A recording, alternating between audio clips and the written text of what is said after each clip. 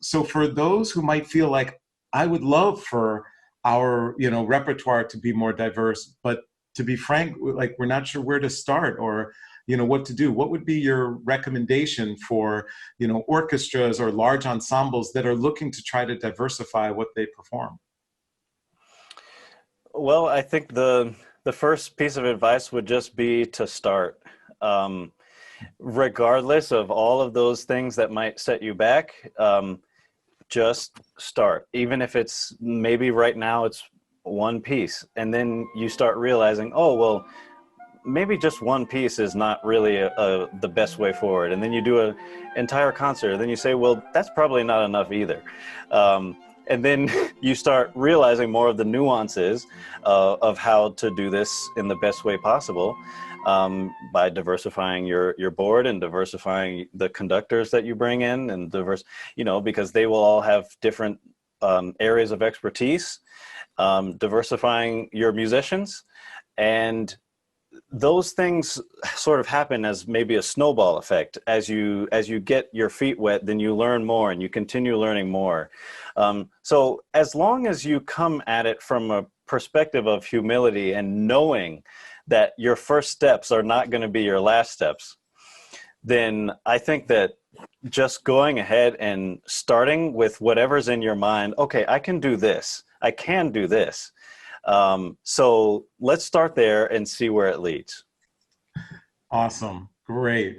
So as you kind of look at, it seems like a lot of people are like, it's impossible to plan now with all of the things going on in our society and especially the pandemic, kind of, where are things going to be for me? Do you have kind of a plan for this next year? What's coming up? What's your sense of kind of some of those key things that you want to make sure you accomplish for this next year?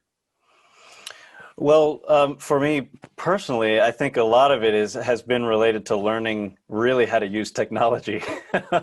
um, because so many things are possible. I can keep performing as long as I have good microphones and good camera and things that make it all look to a level that I'd like for it to.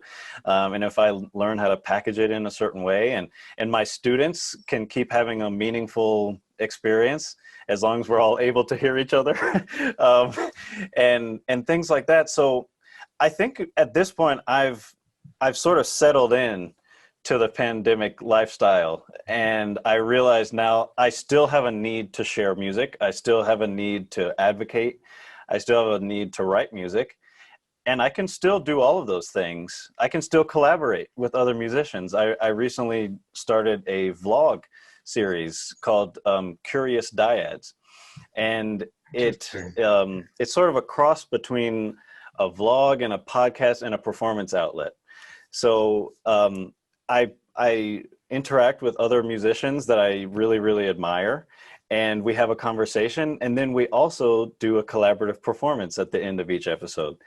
And so things like that have just been really keeping me feeling inspired, not expired, Keep, feeling really Right. inspired because some of those people I wouldn't have had the opportunity to collaborate with otherwise.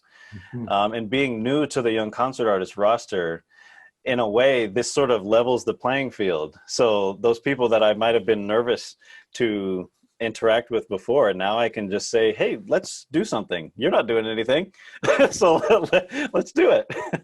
Awesome, awesome. And it sounds like from this, I hear a lot of people where, they kind of certain things arose or they were either forced into or thought of because of the challenges of the pandemic.